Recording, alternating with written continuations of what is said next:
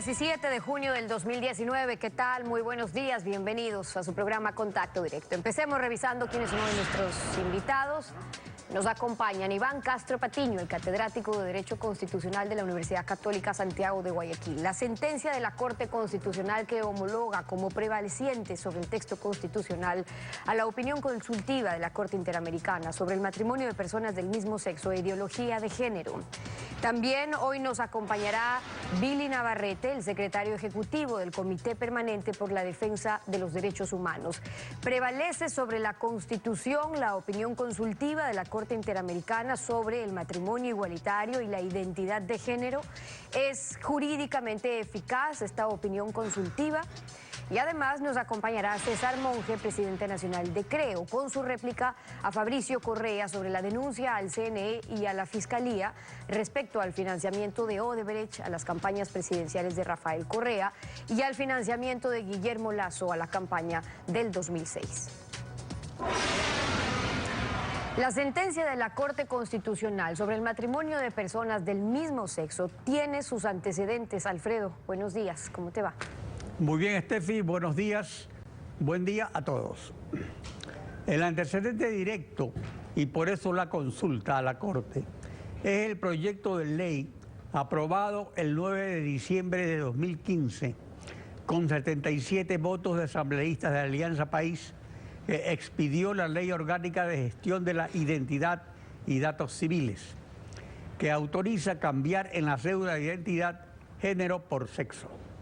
De tal manera que se volvió posible, en papel que aguanta todo, lo que la naturaleza hace imposible: poner en la cédula hombre o mujer como sexo, aunque sean de género sexual contrario, femenino o masculino. Es decir, que la cédula de identidad diga hombre cuando los órganos sexuales son de mujer y viceversa. Esto es, que figuren en la cédula como mujeres aunque tengan pene, o consten como hombres aunque tengan vagina. Y por encima del artículo 67 de la Constitución, que ordena que el matrimonio es entre hombre y mujer.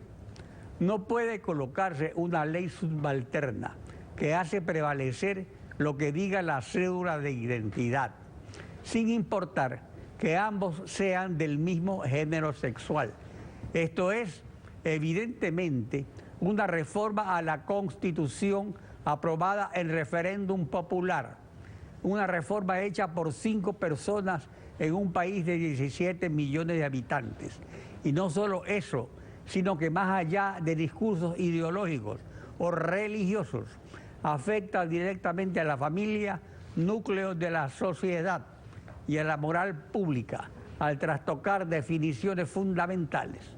Pues en esta onda, la República de Papel tendrá ladrones que son héroes populares, submarinos que vuelan o aviones que navegan bajo el agua, mujeres con pene y testículos y hombres con útero y ovarios. El respeto a la voluntad popular en una verdadera democracia exige una consulta popular. La actualidad, los protagonistas, el análisis y la información en Contacto Directo.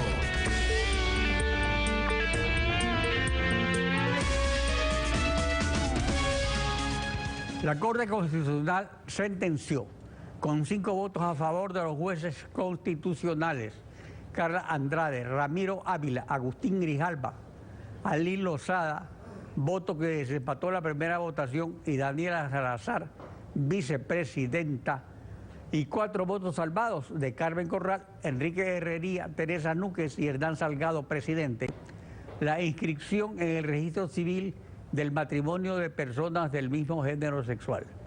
Iván Castro, profesor de Derecho Constitucional y exdecano de la Universidad Católica. Buen día, bienvenido a Contacto Directo. Buenos días, Alfredo. Un saludo a usted y a todos los televidentes.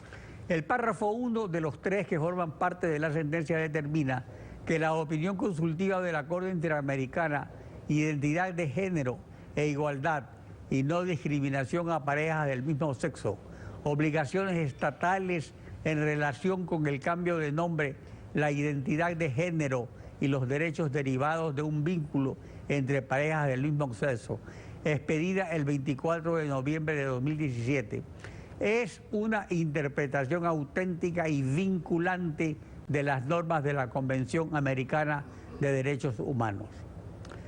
Le pregunto, ¿es optativo o vinculante para los estados parte o solo para el que hizo la consulta es obligatorio una opinión consultiva de la Corte Interamericana? Bien, comenzaré por aclarar que más allá de antipatías o de simpatías con respecto a una u otra tesis, procuraré ser absolutamente jurídico en la exposición que puedo hacer. En mi criterio,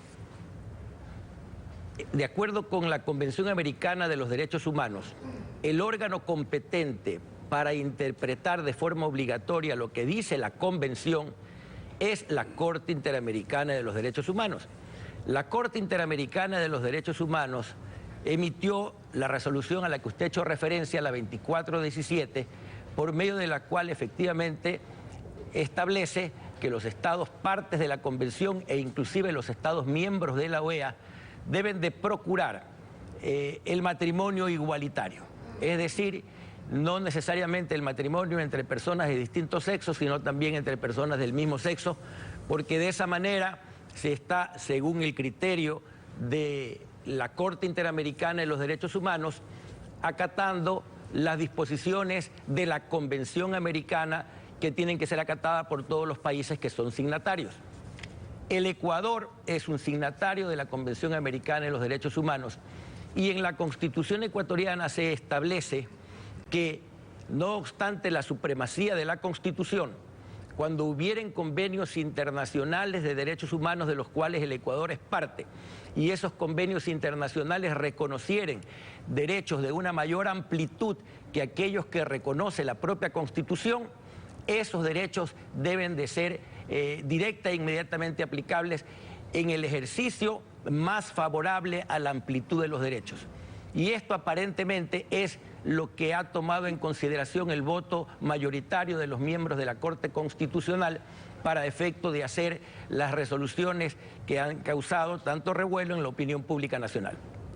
Ahora, el párrafo 2 de la sentencia establece que no existe contradicción entre el texto constitucional con el convencional, sino más bien complementariedad por la interpretación más favorable de los derechos, como usted señala. Al respecto, pues el artículo 424 de la Constitución sobre los derechos más favorables. Ahora, ¿equipara este artículo el texto de la Convención Americana con las opiniones consultivas de la Corte Interamericana? ¿Es obligación cumplirla? ¿Hay un plazo para cumplirlo? ¿La cumplen todos los países normalmente? ¿Qué es lo que ocurre en la práctica? Bueno, el argumento de quienes votaron en contra de la opinión mayoritaria es que la opinión consultiva 2417 de la Corte Interamericana de los Derechos Humanos no es un instrumento internacional y que en consecuencia no forma parte de aquellos a lo que la Constitución se refiere, tienen que ser obedecidos cuando el Ecuador es signatario de ellos. Eso es correcto, pero en lo que sí es instrumento internacional es la Convención Americana de los Derechos Humanos. Y lo que hace la opinión consultiva 2417 es interpretar este instrumento internacional. Efectivamente, la interpretación que hace la Corte Interamericana de los Derechos Humanos es una interpretación que va más allá del texto literal de la propia Convención, porque la Convención en el artículo 17, inciso segundo, establece que el matrimonio es un derecho de hombres y mujeres, más o menos parecida a la redacción ecuatoriana. Sin embargo, haciendo un análisis contextual de toda la Convención y teniendo en consideración el derecho a la igualdad, el derecho a la no discriminación por orientaciones de carácter sexual, el derecho a la identidad personal, etcétera, la Corte Interamericana llega a esta conclusión. Y esto es motivo para que en una consulta de norma que se formula en el caso ecuatoriano ante la Corte Constitucional, hayan aprovechado los jueces de la Corte Constitucional para dictar la resolución que es objeto de este comentario.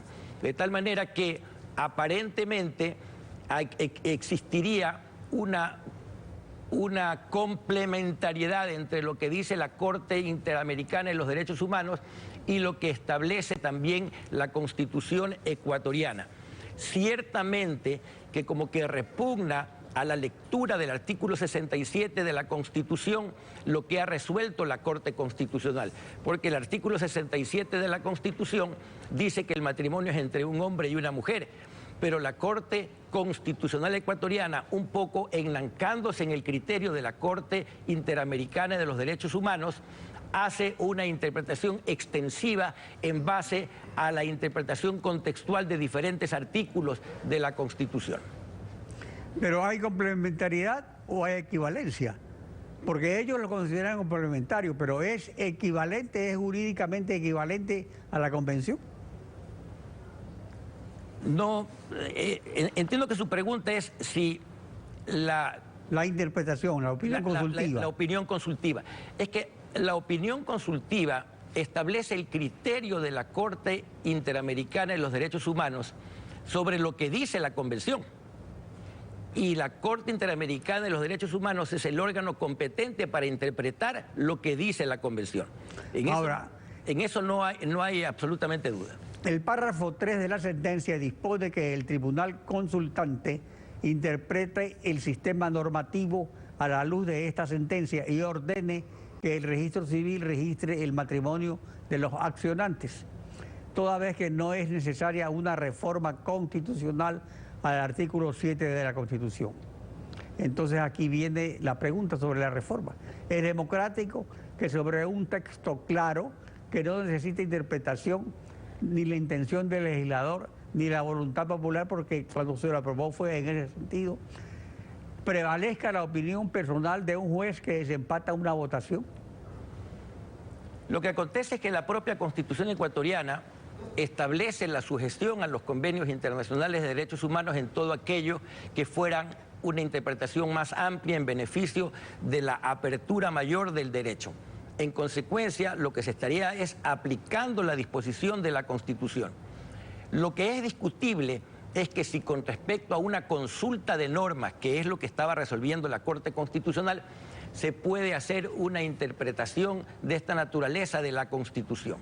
En todo caso, cualquier restricción, una vez que ya están dados los hechos, porque ya existe una resolución de la Corte Constitucional en este sentido, cualquier restricción al derecho de los homosexuales a contraer matrimonio no podría ser resuelta solamente a través de una consulta constitucional, porque ya estaríamos hablando de una restricción de derechos, y para restringir derechos se requiere, de acuerdo con el artículo 444 de la Constitución, en concordancia con el artículo 101 de la Ley Orgánica de Garantías Jurisdiccionales y Control Constitucional, se requiere la convocatoria a una asamblea constituyente.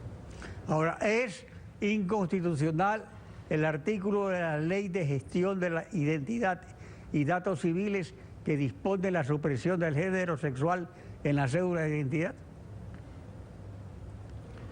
O sea, nunca nadie lo pidió. Sí, ese tema no está propiamente regulado en la Constitución. Ese tema es una interpretación dentro de la facultad normativa que tiene la Asamblea Legislativa.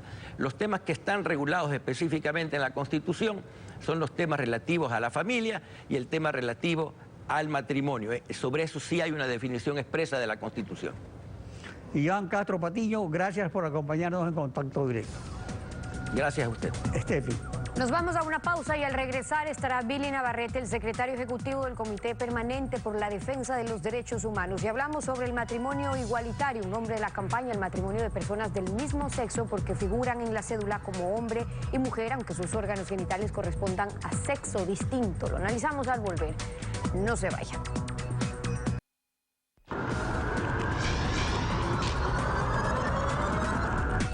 Billy Navarrete, secretario ejecutivo del Comité Permanente por la Defensa de los Derechos Humanos. Bienvenido a Contacto Directo. Gracias. Buenos días. De 194 países soberanos reconocidos por la ONU, 28, por cierto, la mayoría tradicionalmente católicos o cristianos, con excepciones como Taiwán, 28 son los que han reconocido el matrimonio entre personas del mismo sexo. La mayoría de países en su constitución o legislación aún consideran el matrimonio únicamente a la unión entre hombre y mujer. Nuestra Constitución así lo hace en el artículo 67. ¿Por qué consideran que la decisión de los 5 jueces de la Corte no se contrapone con nuestra Constitución? Bueno, este ha sido un proceso histórico, básicamente iniciado a partir del 2001, donde se han venido sumando una serie de países, algunos de la región, entre Brasil, Argentina, incluso Uruguay, Colombia, que han establecido el matrimonio igualitario dentro de su normativa interna. Y esto ha sido un proceso que ha estado, digamos, rodeado de deliberación a propósito de los derechos humanos. Este es un tema de derechos humanos. En el Ecuador tenemos una constitución que establece los derechos como un principio esencial. Y acá lo que hay es un colectivo que ha venido desde hace mucho tiempo reclamando igual trato en relación a sus formas de familia y está libre de discriminación. Ahora, el artículo 67 de nuestra Constitución dice que la familia se constituirá por vínculos jurídicos y de hecho, que el matrimonio es la unión entre hombre y mujer, y el artículo 68 dice que la unión estable y monogámica entre 2 personas libres de vínculo matrimonial que formen un hogar de hecho, por el lapso y bajo las condiciones que señale la ley, generará los mismos derechos y obligaciones que tienen las familias constituidas mediante matrimonio.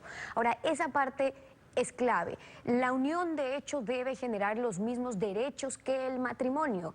Si estamos hablando de derechos, ¿cuáles no se estaban cumpliendo, respetando en la unión de hecho para que hayan luchado, para que esa unión se considere un matrimonio? Hay un escenario de formalidad donde este contrato social se revierte de otra serie de protecciones, entre esos, por ejemplo, generar una familia como tal.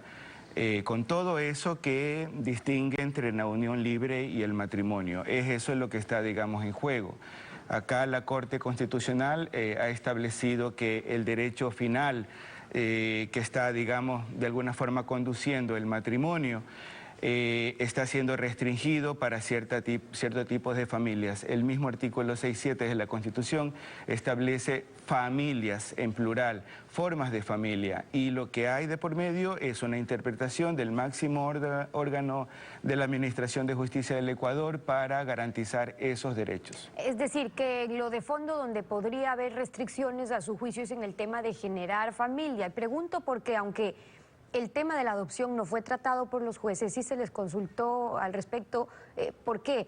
¿Esperan llegar a eso? Primero el matrimonio entre personas del mismo sexo, luego la adopción para personas del mismo sexo, porque la Constitución dice que corresponderá solamente a parejas de distinto sexo. Bueno, esa es una consecuencia de este fallo. En realidad lo que hay de por medio es una serie de desarrollos de ese principio a la cual el Estado ecuatoriano, a través de su órgano máximo de justicia, ha establecido. La adopción estaría dentro de esas garantías, dentro de esas atribuciones que estarían garantizándose ahora a través del matrimonio igualitario. ¿Pero por dónde? ¿Cómo jurídicamente la adopción estaría dentro de las implicaciones que genera esta resolución o esta sentencia de la Corte Constitucional? Porque, digo, la Constitución sigue diciendo, todavía dice, que la adopción es solamente para parejas de distinto sexo. Ahora, si se permite esta resolución de la Corte, el matrimonio igualitario, ¿qué implicaciones tiene sobre la adopción y los derechos de los niños ahí? Lo que hay de por medio es una equivalencia entre lo que significa el matrimonio heterosexual con relación al matrimonio de personas del mismo sexo. Dentro de esas analogías, dentro de esa equivalencia, está la posibilidad de adoptar. Sí. Y esto es una realidad en la cual, digamos, no es que nos asomamos recién a esto. Familias de ese tipo han venido existiendo en la convivencia normal de nuestro país, de nuestra sociedad, sin ningún tipo de, digamos, anomalía que se pueda registrar dentro de los argumentos que se oponen a este avance, se establecen una serie de elementos que no están siendo debidamente argumentados. ¿Cómo cuáles? Por ejemplo, que son menores que van a sufrir algún tipo de, digamos, disminución en su desarrollo de su personalidad. Yo creo que más afectación con relación al desarrollo de su personalidad sufren cuando en familias del mismo sexo estos niños y niñas sufren abusos, ven a los padres golpearse entre ellos. Yo creo que ahí hay un trauma que no necesariamente está siendo cubierto por el Estado y está alejado de estos otros elementos. Yo creo que hay un sinceramiento que hay que tener a propósito de qué es lo que realmente está afectando el desarrollo de la personalidad de los niños. En lo de fondo el tema es que no se puede legislar en función de las opiniones o ideologías que puedan surgir al respecto, sino de lo que se ha aprobado. Es decir, lo que dice nuestra Constitución, lo que dicen las leyes, salvo que sean reformadas o cambiadas, porque eso también puede pasar. En Montecristi se aprobó el proyecto de Constitución. Eso fue sometido a la voluntad popular. Es decir, el pueblo se pronunció a favor, mayoritariamente el 70% del país, a favor de la Constitución que establece que el matrimonio es la unión entre hombre y mujer y que la adopción es para parejas de distinto sexo. Un juez, porque la diferencia fue por un voto, está cambiando en lo de fondo lo que aprobó el pueblo hace algunos años. Eso no significa que no puede cambiar, pero no correspondería entonces que se pronuncie otra vez el pueblo, el Ecuador, sobre eso. ¿Por qué no ir a una consulta sobre temas tan delicados como la adopción o el matrimonio? Bueno, estos temas tienen siempre una resistencia natural a propósito de que son reivindicaciones en materia de derechos. Y esto no puede estar basado, porque no son populares, esto no puede estar basado en la opinión de una mayoría, porque es justamente esa mayoría la que ha permitido que estos derechos que se han venido reclamando estén históricamente invisibilizados y excluidos. Pero en el tema de la adopción no estamos entrando también en los derechos de los niños, por ejemplo, no, tema claro. que tendría que ser discutido. Y eso es lo que establezco a propósito de qué es lo que está realmente afectando el desarrollo libre y natural de los niños, efectivamente. ¿Qué es lo que está,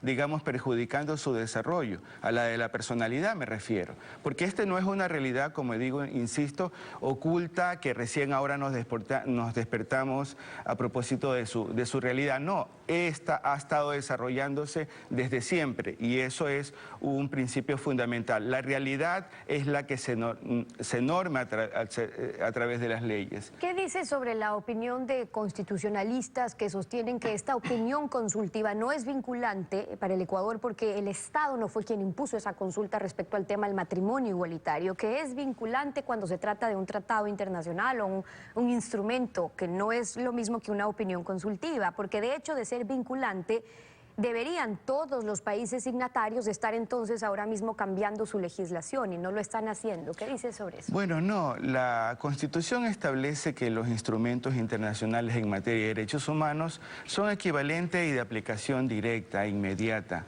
Incluso establece que no haría falta leyes o desconocimiento para su aplicación. Es así de categórica la importancia y el reconocimiento que la Constitución establece para, por ejemplo, la Convención Americana. Lo que hay de por medio es una instancia dentro del sistema de protección regional de derechos humanos, que es la opinión consultiva de la Corte. Un Estado como el de Costa Rica en el 2017 solicitó. Y eso es algo absolutamente convencional, no es algo excepcional lo que está pasando. Me refiero a los mecanismos de, digamos, consulta y equiparamiento con relación a las normas internacionales. Y aquí hay una cuestión importante, por primera vez, bueno, no por primera vez creo, pero creo que sí es significativo lo que nos está diciendo la Corte y, digamos, las consecuencias de ese fallo. Es un fallo de la Corte Constitucional del Ecuador que creemos que nos está volviendo la esperanza a propósito de qué es lo que debería ser una Corte Constitucional, nos está volviendo la esperanza a propósito de qué es lo que dice la Constitución. Vemos claramente para qué sirve una Constitución. Claro, ahora usted mismo dice sobre lo que está diciendo la Constitución, entonces ¿no creen que de una u otra manera la decisión de la Corte podría estar reformando la Constitución, cosa que no es competencia de una Corte Constitucional cuando ya estamos hablando sobre temas de matrimonio o incluso de temas de adopción? Es decir, ustedes lo interpretan así, pero escuchábamos, por ejemplo, al presidente de la Corte Constitucional decir, ni siquiera nos hemos pronunciado sobre el tema de adopción, es decir, que ese tema no estaría incluido, pero fíjese usted, cuando ya se trata de interpretaciones, pues se podría considerar que la legislación prosiguiente lo que viene es efectivamente eso. Entonces, ¿a quién le corresponde esa interpretación? O más bien, sobre la Constitución, si se lo quiere interpretar y si se quiere cambiar, ¿son otros los procedimientos? Bueno, sí, hay todo, creo que un desarrollo y creo que el propio fallo de la Corte Constitucional establece las consecuencias que esto debe de derivar.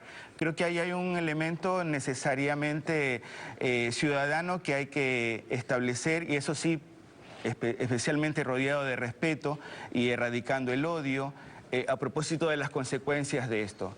Todo pasaría en principio pensando en esa búsqueda de la sociedad ecuatoriana a propósito de una sociedad de igualdad de derechos y libre de discriminación. Y esa es la opinión de Billy Navarrete, el secretario ejecutivo del Comité Permanente por la Defensa de Derechos Humanos. Gracias por haber venido a Contacto Directo. 7:30, vamos a una pausa y al regresar estará César Monge, el presidente nacional de Creo, con su réplica a Fabricio Correa sobre el financiamiento de Odebrecht a las campañas presidenciales de Rafael Correa desde el 2006 y la acusación de cohecho a Guillermo Lasso por aportar a la campaña presidencial de Correa en 2006. Ya volvemos con eso, no se vaya.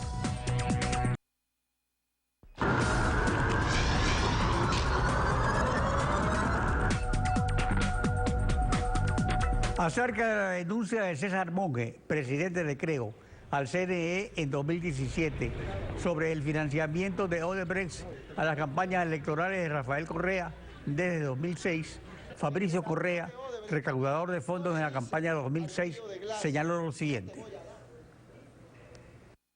Por muy editado que esté, se entiende que es la antítesis de un cohecho, una grabación obtenida ilegalmente.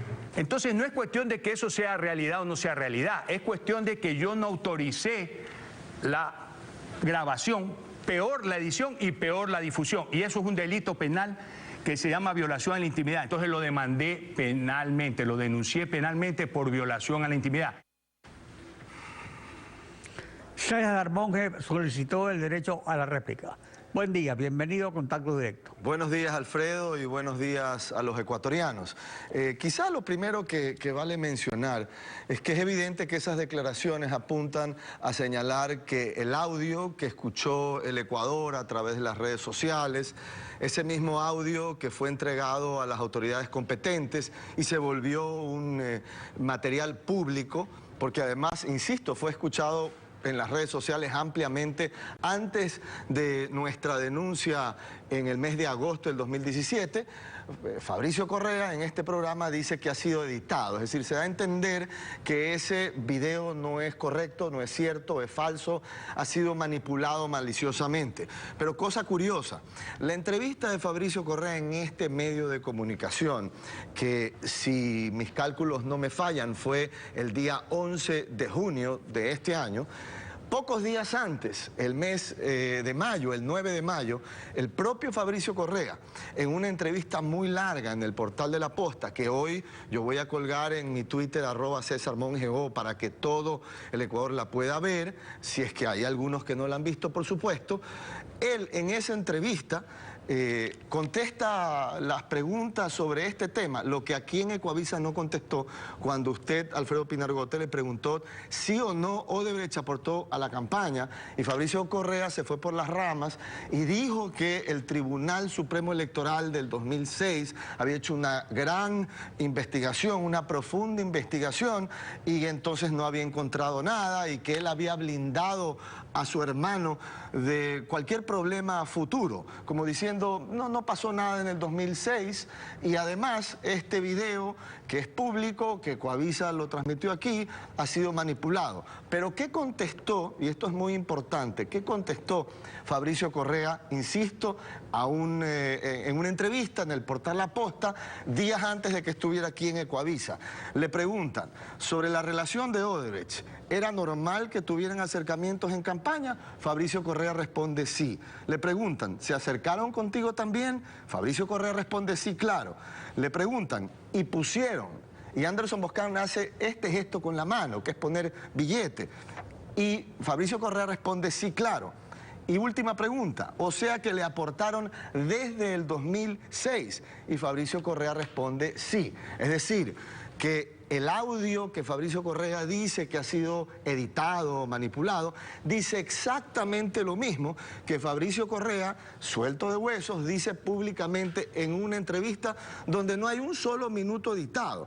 Y entonces yo considero, y dado que seguramente la fiscal está escuchando este programa y viéndolo, sería muy bueno que se le haga un peritaje a esa entrevista de Fabricio Correa, donde Fabricio Correa dice cosas tremendamente graves que no se van a solucionar viniendo de Coavisa, amenazándome, metiéndole el dedo a la cámara a los ecuatorianos, o demandándome penalmente, que es lo que él ha hecho, aduciendo que ha existido una violación de la intimidad a él, a Correa. Es decir, esto es absurdo, como es igualmente absurdo que él diga que se ha expuesto a Coavisa, es decir, que Coavisa está expuesto también a alguna demanda de algún tipo por haber enseñado aquí un video y un audio que era público, que lo vieron innumerables personas mucho tiempo antes en las redes sociales, que luego estaba también en posesión de un ente público, de las autoridades de control. Así que todo esto realmente no tiene mayor sentido, y lo que sí tenemos los ecuatorianos que seguir exigiendo es que la corrupción se investigue a fondo, que quienes sabían de actos de corrupción, como Fabricio Correa dice que sabía, tenía él que oportunamente, eso hubiera sido muy bueno, haber denunciado, porque esa es una obligación constitucional. Es lo que yo... Bueno, continuemos ahora con la réplica. Respecto a la acusación de cohecho a Guillermo Lasso y Rafael Correa por haber financiado la campaña presidencial Correa 2006, dijo lo siguiente. Y si Diana Salazar le abre una investigación por cohecho a tu jefe Guillermo Lasso, porque de confesión de parte de relevo de prueba, el propio Guillermo Lasso, aquí está, declara que recibió no una, 2 veces en su casa a mi hermano cuando era candidato y lo apoyó fuertemente. Y luego es público y notorio. Aquí están los diarios, que el banco del señor Guillermo Lasso creció como nunca en la vida. Está clarito el cohecho. Su réplica. Manotones de ahogado. Y Guillermo Lasso jamás ha dicho que apoyó fuertemente a Rafael Correa, pero aquí hay algo que el Ecuador debe conocer, y me parece que el señor Fabricio Correa también. Hay 2 cosas que son completamente distintas bajo el orden de la ley. Una cosa es que un ciudadano particular que quiere aportar a una campaña, como lo hace Guillermo Lasso a las campañas de Creo, por ejemplo, o a la propia campaña de él, para ser más preciso. Un ciudadano particular en la ley ecuatoriana tiene todo el derecho, si es ecuatoriano y no es contratista con el Estado, de aportar a cualquier partido político. Lo que es ilegal, señor Fabricio Correa y ecuatorianos, es que una empresa extranjera que contrata con el Estado, como lo era Odebrecht, a propia confesión del señor Fabricio Correa, que lo reconoce públicamente, aporte a campañas políticas de partidos políticos o de candidatos. Eso es ilegal. Un tema no es ilegal, ya. Lo que Fabricio menciona es ilegal. Y lo que Fabricio Correa ha confesado en esa amplia entrevista en La Posta es ilegal, es corrupción.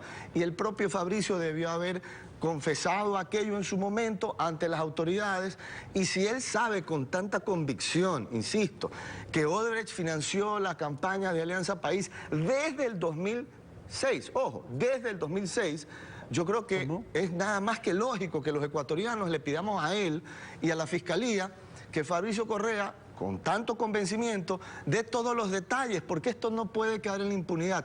Y aquí no hay nada personal contra Fabricio Correa, inclusive, Alfredo, no hay nada personal contra Rafael Correa, más allá de que yo fui víctima de una serie de juicios de los abogados particulares de Rafael Correa por hacer lo que estoy haciendo aquí. Pero no se trata de ello, se trata de que en el Ecuador este tipo de cosas no queden en la impunidad. Y nosotros, los miembros de CREO, no vamos a echar marcha atrás ni vamos a claudicar en nuestro derecho de luchar contra la corrupción.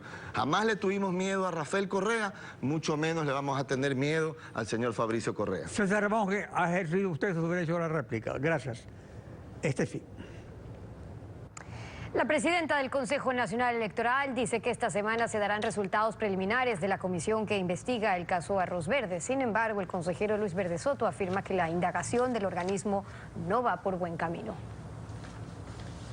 Con 2 delegados de cada uno de los consejeros electorales, se conformó una comisión para investigar las supuestas irregularidades en los gastos de campaña de Alianza País, denunciadas en el caso Arroz Verde. La presidenta del organismo, Diana Atamaín, asegura que ya están trabajando. Se ha tomado acciones como es el pedido de información al secretario ejecutivo de Alianza País, al señor Baroja, y también el movimiento de cuentas a Ban Ecuador. Todavía no hemos tenido respuestas de aquello. Me parece bastante inocuo que se haya hecho esta solicitud. El tema es bastante más trascendental que eso, es bastante más profundo lo que debe investigarse y evidentemente no está por esa vía formal. El consejero Luis Verde Soto cree que no se está investigando donde se debe. Se podrá ver algunos casos de facturas farsas, se podrá ver casos de empresas fantasmas. El objetivo es llegar a establecer cuál es la doble contabilidad que puede haber habido y más aún se puede llegar a ciertos momentos en que puede haber incluso una triple o una cuádruple contabilidad. Además comenta que la comisión apenas ha tenido una reunión informal, así que su consejería avanza independientemente. Sin embargo, Atamaín ofrece resultados inmediatos. Nosotros aspiramos que la próxima semana tengamos un informe preliminar o informe de avance. El informe final del examen de gastos de campaña de Alianza País será entregado a la Fiscalía General del Estado. Y así concluimos esta emisión de Contacto Directo. A ustedes, como siempre, gracias a su confianza y sintonía. Mañana continuamos rollando la desinformación en Contacto Directo. Buenos días.